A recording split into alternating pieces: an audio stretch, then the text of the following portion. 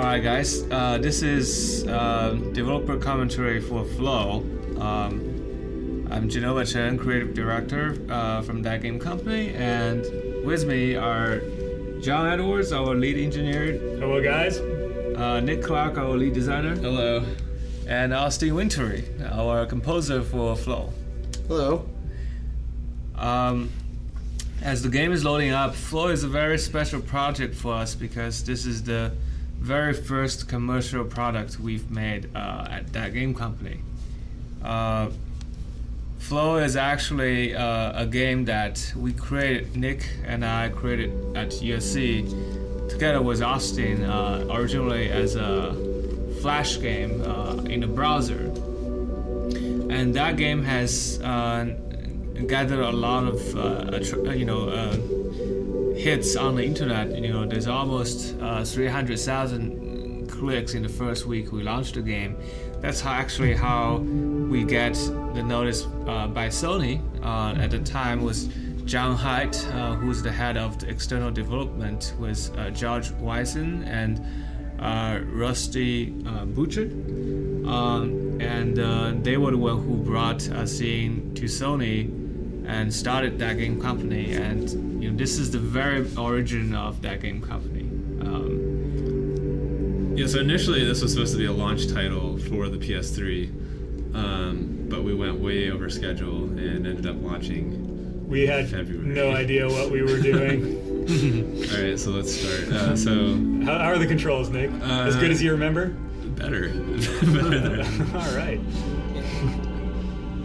It's really fun to do a side-by-side comparison, though, of this with the Flash version. Because I remember the Flash version being really cool.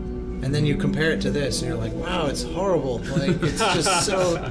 Like, it's like conceptually there, but very unpretty by comparison.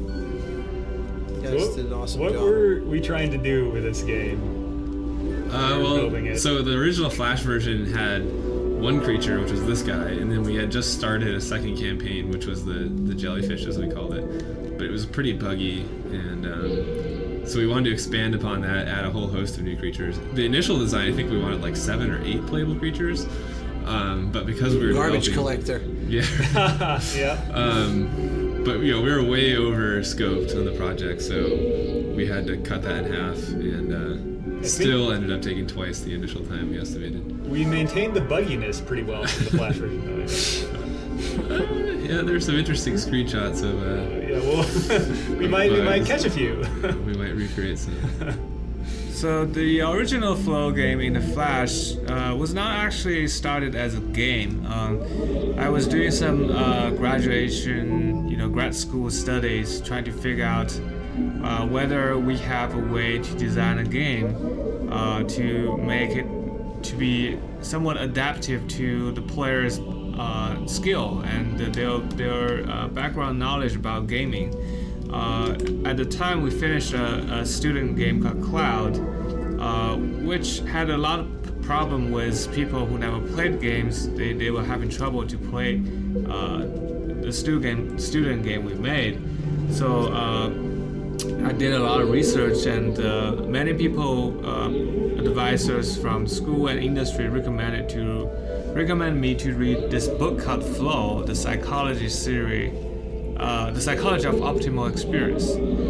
It turns out there's this psychological theory called flOw theory, and it's written by this professor at University of Chicago.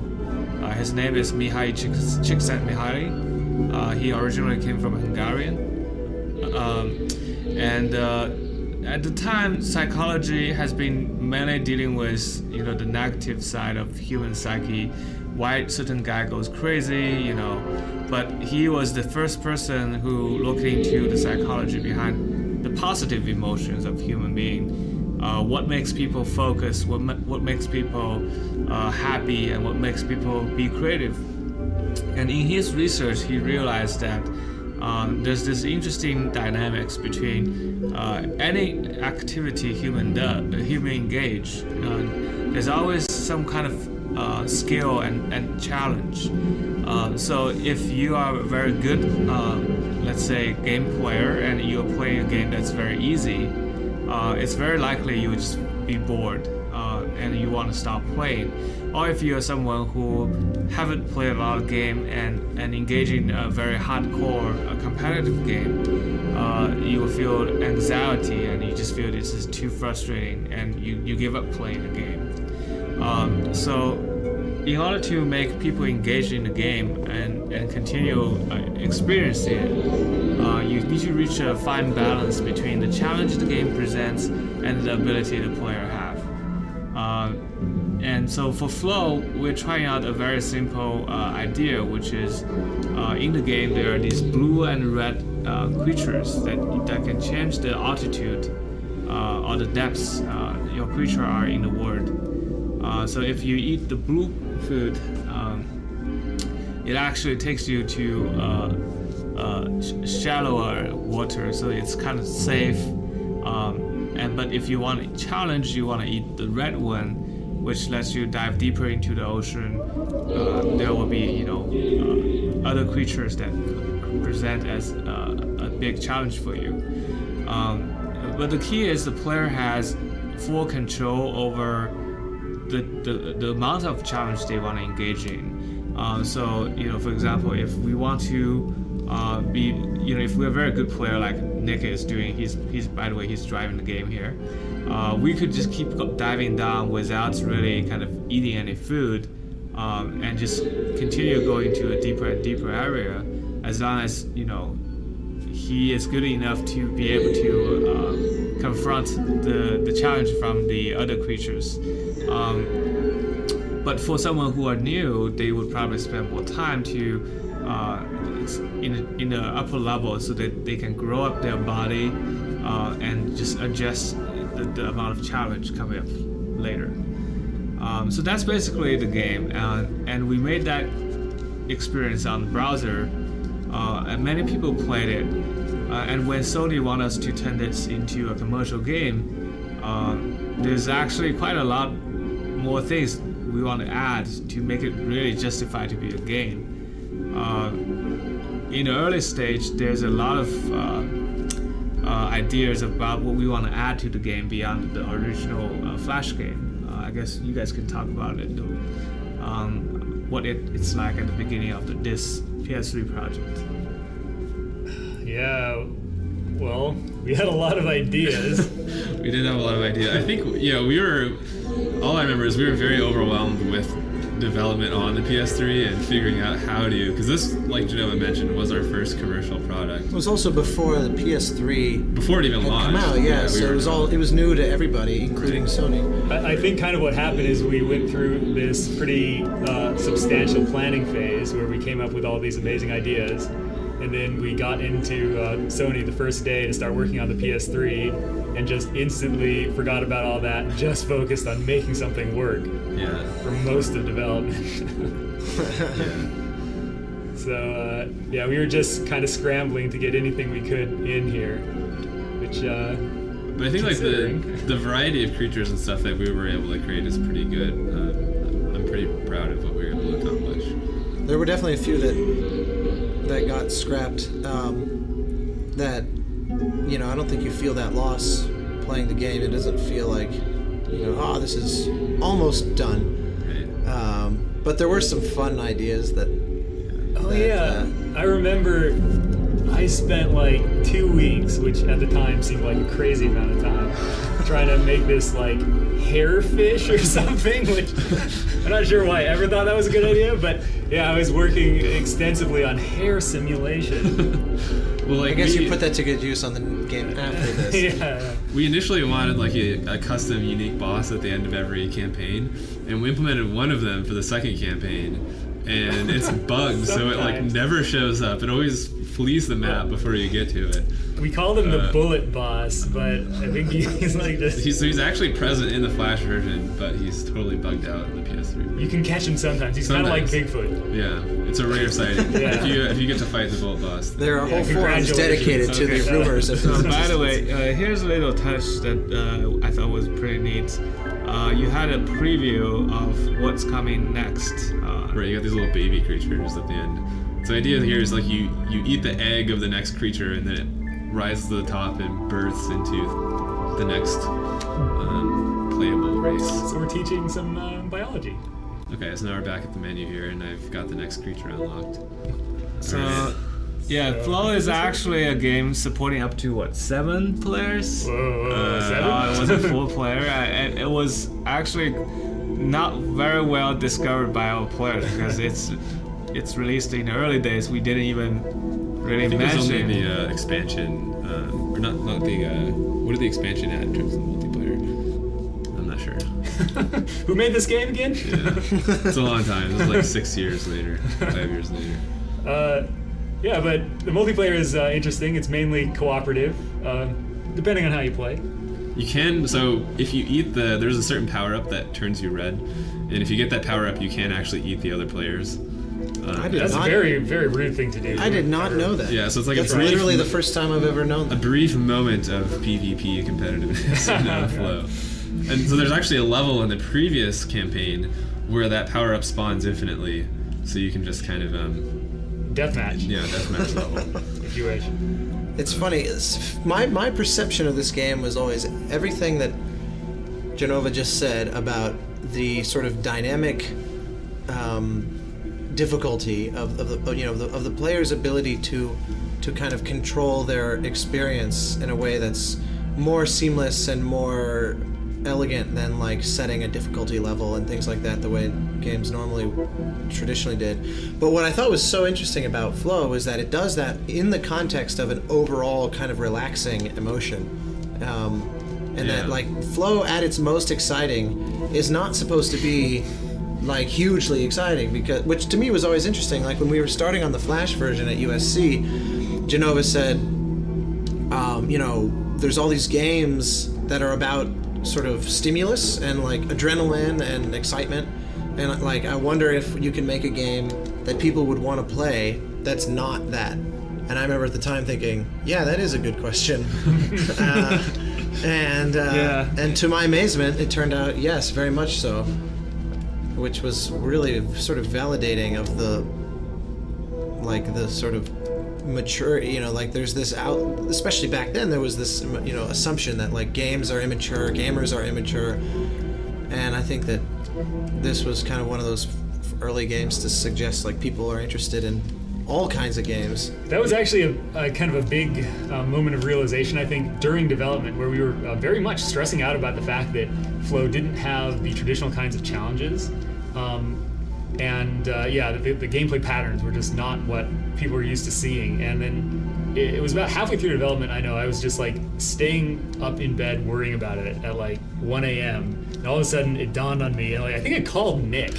They're just like, no, we don't have to do this. No, I remember because, initially it was something like, oh, well, we have to make like the boss at the end, you have to kill him in order to get the end egg token to progress the next thing. Like that's clearly a challenge that we need to force the player to overcome.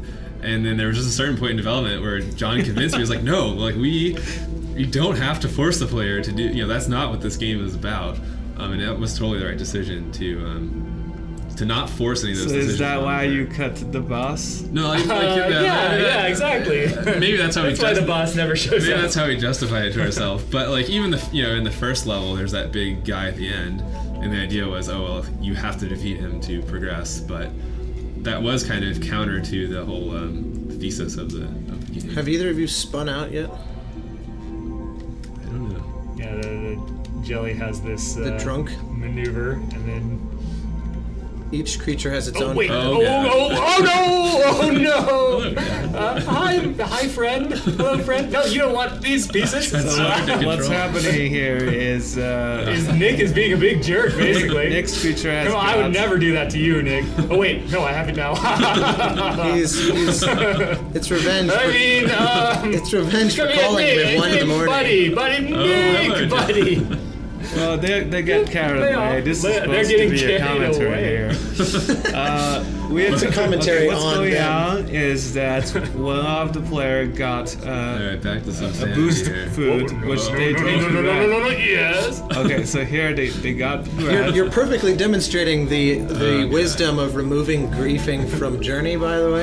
I mean, the thing is, like, you know, No grief here. yeah, it's I'm just, feeling very happy. we're just playing. You know, there's no real death or penalty. or That's anything. true. It didn't kick you up to the higher level. So normally, if you're playing single player and you die, you get kicked up. But in multiplayer, you both have to die for that to happen. Okay, I sense some frame rate issue here. John, you want to talk about I it? think, Genova, that this video is being recorded at 30 frames a second anyway. So no one has to know. Yeah, we definitely were not making full use of the PS3 hardware, which actually was, you know, very common for games released around PS3 launch. I mean, if you compare Uncharted 1 versus 2 versus 3, I mean, every generation of game has significant improvements in terms of hardware utilization. So, No, it's true. Yeah.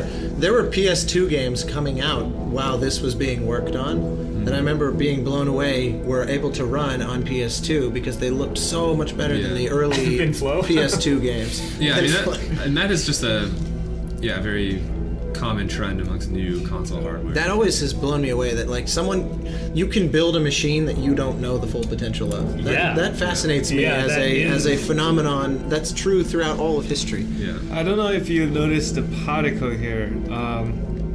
I actually want to talk about Jonathan Blow. Okay. If you Our good friend Jonathan Blow. Yes, if you played Braid. a game called Braid on the Xbox Live or maybe PSN, you probably heard of Jonathan Blow. And he actually helped us on flOw project. Can you guys talk about what part he worked on? Yeah, so, well, basically, as we were saying earlier, like we were kind of clueless students who were sort of afraid of the PS3 when we first started working on it. And so the PS3 has these special processors on it called the SPUs, which are what everyone uses nowadays to make the games look as great as they do. But because we were just little kids, we were kind of terrified of using them, and so we tried to get some adult supervision in. And so we hired Jonathan Blow, contracted him to use the SPUs to make our particle system.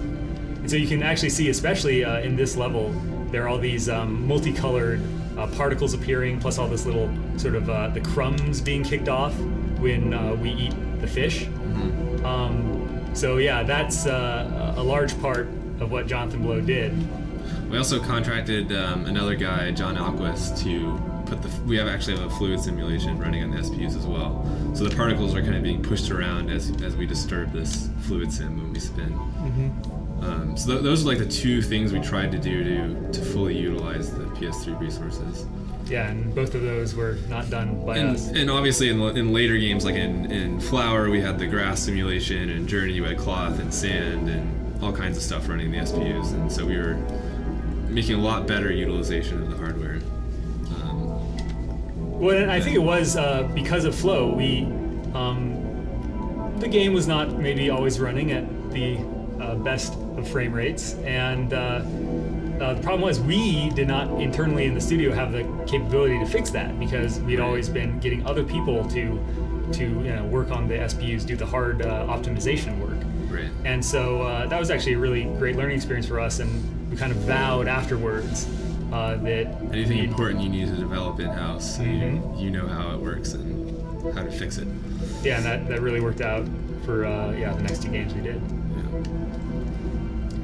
So George Weissing, who is our Sony design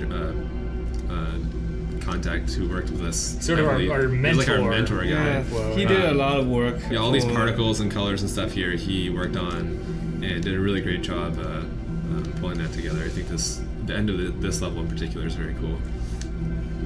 Yeah, definitely. This is, I think, has my kind of favorite screenshots. So that you can get. these big color particles are actually images of jellyfish that he found and sort of modified in Photoshop, which Now, is very George cool. always had very high concept Yeah, ideas. no, I think it's very neat. Very cool inspiration. I love there was the sound in this was really was sort of crazy for me because I hadn't like for this level in particular this creature In fact, there was a brief period where these sounds were in Journey also for the slight callback. The jellyfish of the jellyfish was in Journey as a. But I distinctly remember that one. It starts with this like which was my super, because Kelly and I spoke a lot about classical music while working on this, and so that was my super subtle. Oh, nice. It was my super subtle reference to Petrushka. I think you can jump in at any time. Okay, so now, just to kick up the action a little bit, now we have 3 players. I am the blue dolphin fish. So, actually, we have names for each creature. The first level, we call it the snake. And the level Nick and John just played is called jelly, and now we call it the dolphin fish. Dolphin fish have, as you can see, multiple. Some of the dolphin fish has multiple life points on them. So if you couldn't kill him the first round, he would dash back to attack you. And that's kind of like, well, I guess John ain't just too good. They just killed them right away. So the control scheme on this guy is definitely very different from the other creatures. We have more of this dash attack ability. This is the only, I think, creature in the game. Well, maybe, I don't know, actually. I was going to say, this is the only one that strikes me as kind of catering to a more aggressive playstyle. Right. As opposed to being somewhat more ambiguous and letting the player kind of sort it out. Yeah, we actually had to do a lot of, there's a lot of sort of auto-aiming going on when you dash, where it tries to line up like the best intended direction for you to go versus like what food and creatures are in front of you. And we also did a lot of stuff where food will actually like jump in front of you when you dash at it to make it easy. So it makes you like feel better at the game, or when you dash. That's the era when people just figure out how to. The exact opposite like, instinct of most the food there kind food of, in nature. It kind of groups up for you as you dash at it, but it feels really good. A lot of games do that these days. People will just move their head so they can get headshots. Oh yeah, the rogue is. Okay, so this is what we call a rogue fish. It has the ability to become stealth, and they also have the ability to paralyze you. So you turn to green when they bite you, so you couldn't attack people during the poison. And you actually you unlock that creature and get to play it in the next campaign. So there's some poison food right here. So don't eat that. Don't eat that poison that food. looks pretty tasty. It looks apple flavored. It's neon flavored.